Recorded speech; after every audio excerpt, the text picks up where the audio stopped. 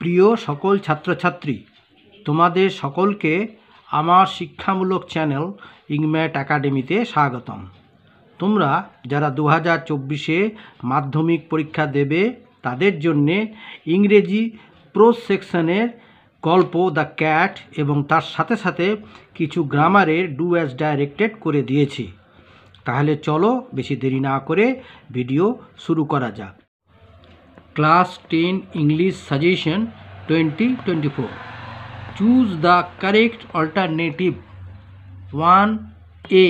The cat is a, চারটি option দেওয়া আছে, সঠিকটি হবে গ্রিম ফাইটার। অপর তিনটির মানে বলে দিচ্ছি দেখো। 1 নম্বরে আছে মেরি ফাইটার, মানে আনন্দিত বা উল্লসিত যোদ্ধা। আর গ্রিম ফাইটার মানে হচ্ছে, কেন এটা উত্তর হলো, গ্রিম ফাইটার মানে হচ্ছে দুর্ধর্ষ যোদ্ধা। টিমিড ফাইটার মানে হচ্ছে ভীতু যোদ্ধা। আর কোয়ালসাম ফাইটার মানে হচ্ছে ঝগড়ুটে যোদ্ধা। ঠিক আছে, তাহলে এইখানে আমরা গল্পে পড়েছি যে বিড়াল ছিল দুর্ধর্ষ যোদ্ধা, সেজন্য উত্তর হলো গ্রিম ফাইটার।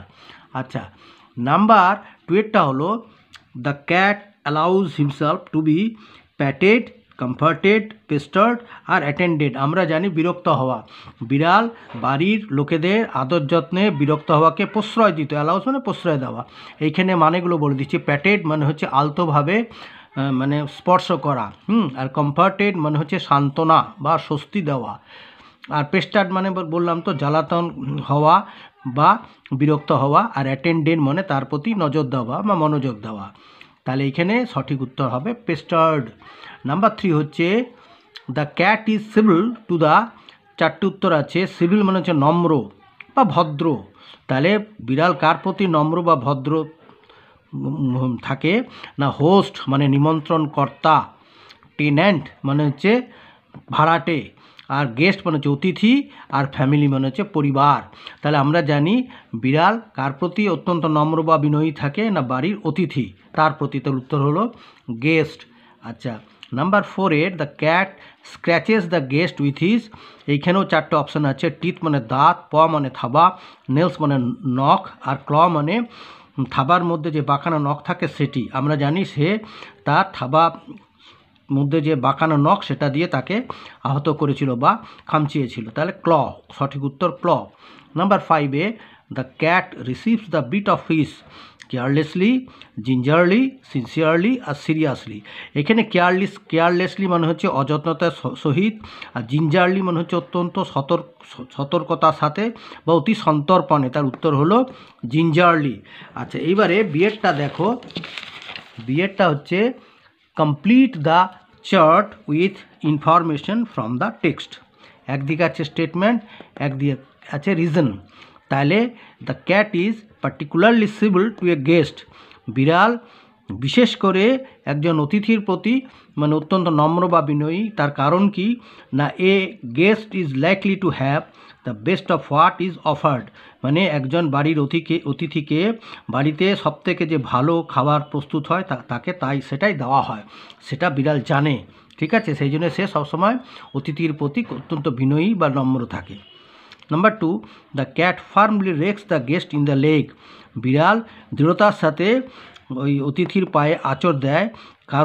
তার কারণ হচ্ছে instead of being প্যাটেড on the back the cat wants food, মানে বিড়াল তার পিঠের উপরে আলতো ওই যে পোর পুষি ওইটা না শুনে সে চেয়েছিল কিছু খাবার খেতে, বা তার উদ্দেশ্য ছিল খাদ্যের ভাগ পাওয়া। সেই জন্যেই সে কী করেছিল, তাকে অতিথিকে তার পায়ে আঁচড় দিয়েছিল। নাম্বার 3 হচ্ছে when the scratch by the cat the guest feels anger and pain. এটা কিন্তু হচ্ছে স্টেটমেন্ট। তার কারণ কি না? The guest might kick the cat out of the window, মানে অতিথি হয়তো বা মাইট মানে সম্ভাবনা আছে যে জানলা দিয়ে তাকে লাথি মেরে ছুঁড়ে ফেলে দিতে পারত। ঠিক আছে, এর পরেরটা হচ্ছে দেখো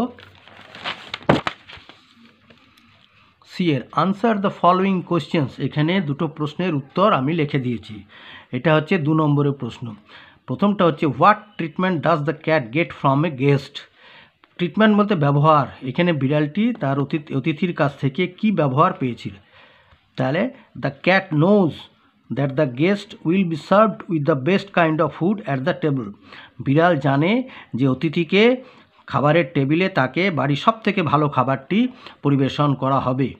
so he appears there and rubs against the legs of the guest. তাই সে কী করে না, সে সেখানে উপস্থিত হয়ে মানে খাবার টেবিলে উপস্থিত হয়ে সে অতিথির গা ঘেঁষে মানে পায়ের কাছে মানে ঘেঁষে কিছু খাবার চায় আর কি, তার অতিথির দৃষ্টি আকর্ষণ করতে চায়। কিন্তু but instead of giving some bit of fish the guest strokes on the back of the cat and calls poor pussy poor pussy. কিন্তু তাকে এক টুকরো মাছ দেওয়ার পরিবর্তে অতিথি করে কি, তার পিঠে আলতো করে হাত বুলিয়ে বেচারি পুষি এই বলে তাকে আদর করে। Number 2, when the family sits down to tea, the cat appears there with an intention to get his share of food। ঠিক আছে,